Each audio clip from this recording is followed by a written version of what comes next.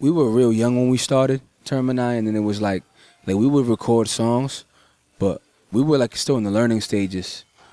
Like naturally when you're recording, you want to put a project together and make an album, but that probably came a few years after. I released an album with my man Jay Carter. It was called Hard Body, and it's solid, man. You could actually get that on that Piff now, but I thought that was real dope. But I'm a student of the game, you know what I'm saying? So even before I would like rap publicly, I would kind of rap to like keep it to myself and kind of just like hone my craft. So I kind of took the same approach with making songs and then making albums, So I'm big on like the whole making a cohesive project, like as opposed to compilations. Like if you've seen the album The Money that I just put out, which is out right now by the way, you notice I did like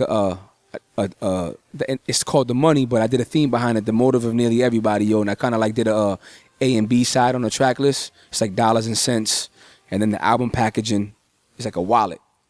You feel me? So I still got that old school in me, you know what I'm saying? So it took me a while to actually like sit and actually make an album, but it happened. I want to say Hard Body was completed and released. Actually, no, that's not true, because I had an album done in like in 03 that never came out.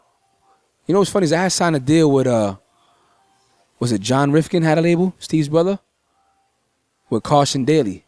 But yeah, man, like I signed a deal with them. It went nowhere, obviously. But I recorded an album for them, and it was called Extraordinaire. And then I recorded the Hard Body joint and put that out. So I think it was like 03 I had an album done.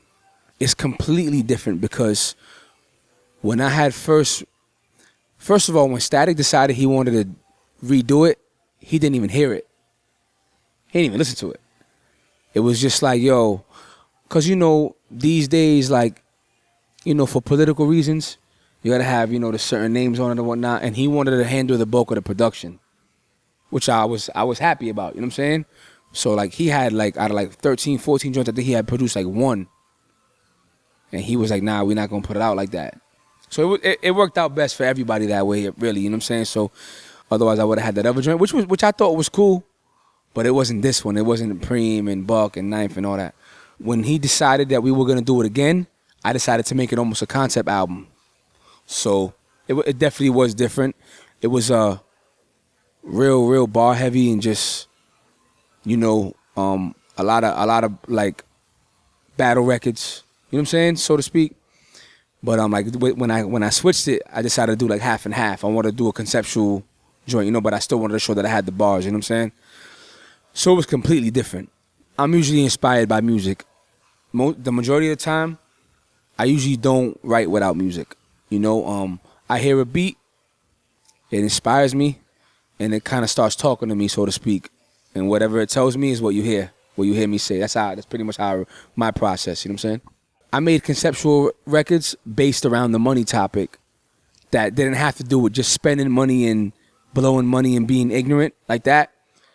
But I just touched on real topics that had to do with money. So like, like the Taking It With Me record with Ninth Wonder was about how, you get money and you spend it because you can't take it with you when you're gone. Feel what I'm saying?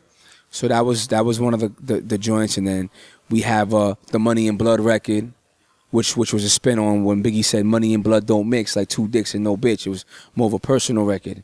And I think that might be the realest record on the album just because like it's the most relative. Like everybody can relate to that record.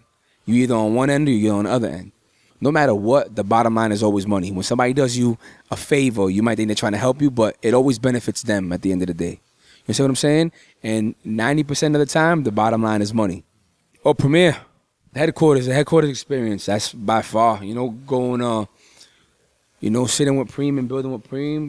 Preem has always been super humble, super, he embraced me, showed me a lot of love, and he took the time with the record and really made it a banger, you know what I'm saying? Gave me a dope beat, some incredible cuts, and we made a fire record.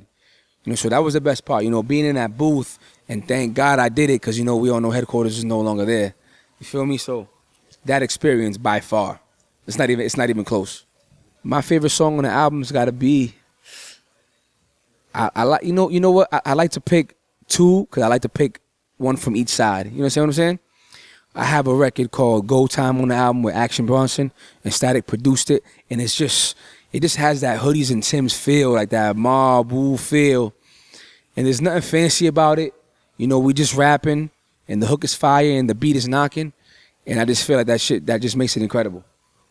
But then I also have on the conceptual side of things, you know, I really like the Nothing to Like record a lot too, you know, but I feel like when that was the first single, maybe like, you know how when something's a little older to you, you know what I'm saying? But I have a record on there called Love 'Em Back. And that was produced by my man Jay Cardam, who I did the Hard Body album with that we spoke about earlier.